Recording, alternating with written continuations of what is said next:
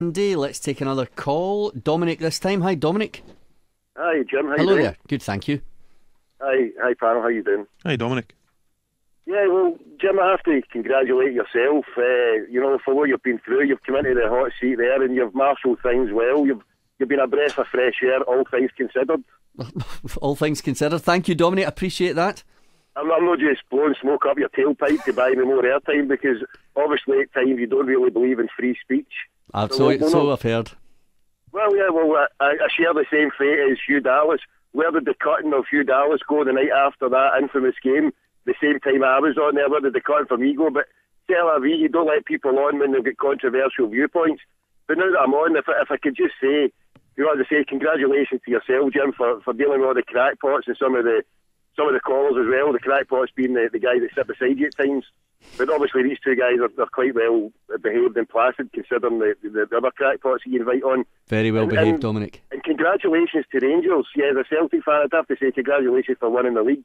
Obviously, Sir Dignity, as all the Rangers fans, he conducts himself in wonderful dignity, except when he's with Mixu Patalainen, or except if he's wanting to criticise the Scottish SFA for, giving decisions against Rangers, and he has done on a few occasions, but nobody really seems to pick it up.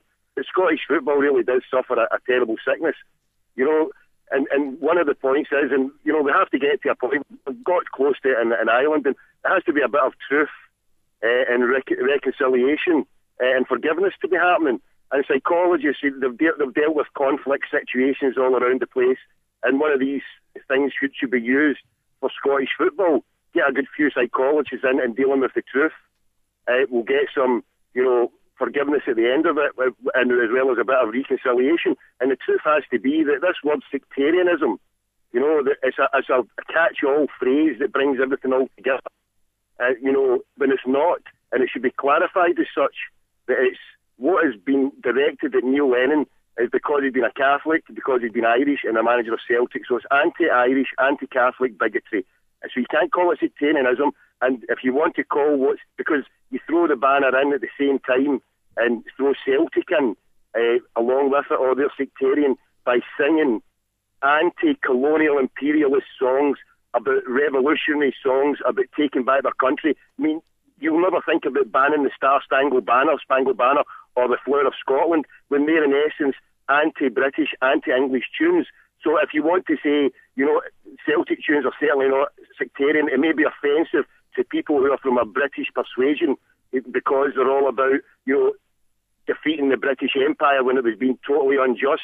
And it's a throwback because the same people who are giving Neil Lennon the abuse, every year they march in celebration for, what they did as a way of, beating the Catholics. And it has to come to a point that the truth has to be told, and then the reconciliation can begin.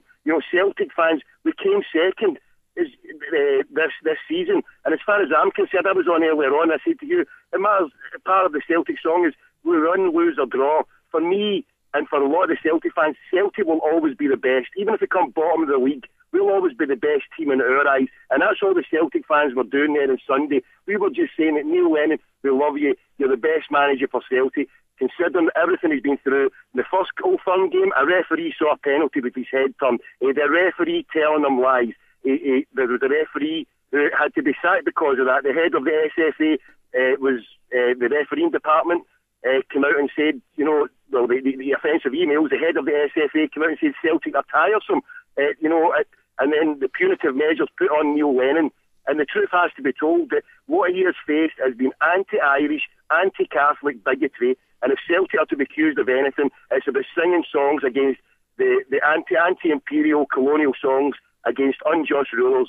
And so you want to clarify that, but don't call us Old Firm, because there's no Old Firm PLC, there's Celtic PLC, and there's Rangers PLC that's been in the dock for 5 years consecutively from UEFA for their anti-Irish, anti-Catholic songs, and that is the facts. And until the truth is reached and people stop saying, oh, they're both as bad as each other. Yeah, if you want to say Celtic fans are bad for singing these songs when it's no place at football, well then you're wrong, because Celtic was born out of a political situation about the famine, about how there were how they were treated and how they were treated in Scotland and how they were born. So the political situation exists. There's not a vacuum that exists exclusively for football. And until these problems are addressed, anti-Irish, anti-Catholic bigotry, and then we can get some reconciliation until people say, well, that's what we're guilty of, and we want to get to a place where they don't hate people just because of a stupid thing that, where they're from.